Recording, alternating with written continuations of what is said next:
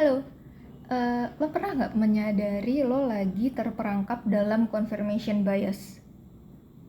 Kalau gue duga sih pasti pernah, tapi ya nggak mau menyadarinya aja.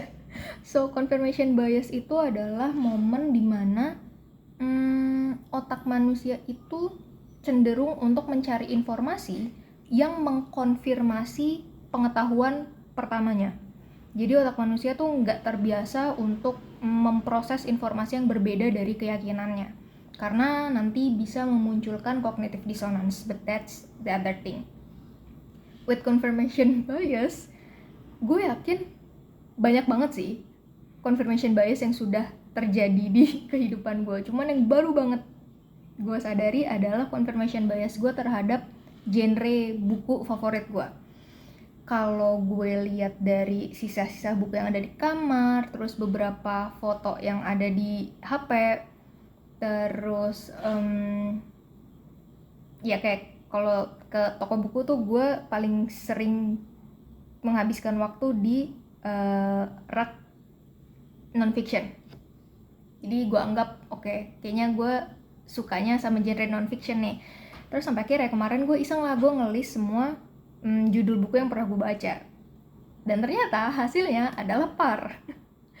Par in a sense, ada 70 something buku fiction yang sudah gue baca, begitu pula ada 70 something buku non-fiction yang sudah gue baca.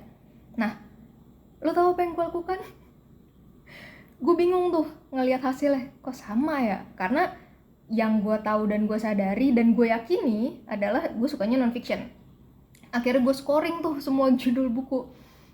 Dan hasilnya lebih membangunkan lagi.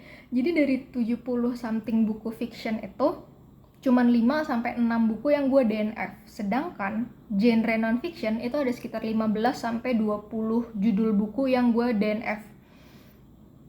Sampai titik ini gue masih kayak, masa iya ya? Gue buka lagi tuh galeri HP, gue scroll sampai bawah karena gue masih penasaran, mungkin ada beberapa judul buku non-fiction yang gue suka tapi belum gue catat aja. Terus pas gue lagi scrolling itu gue kayak, gue menyadari, wah ini sepertinya puncak confirmation bias ya. Kayak otak gue tuh terus mencari informasi yang bisa mengkonfirmasi kepercayaan awal gue.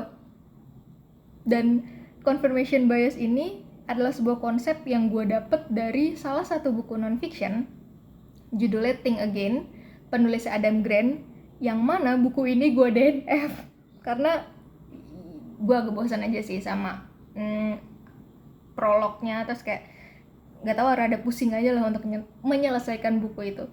So that's my experience with confirmation bias, yang mana agak plot twist ya karena saya mendapatkannya dari buku yang saya DNF.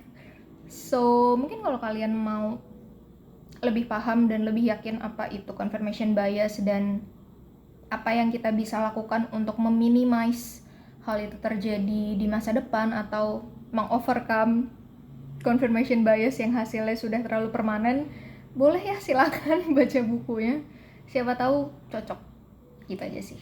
Bye-bye.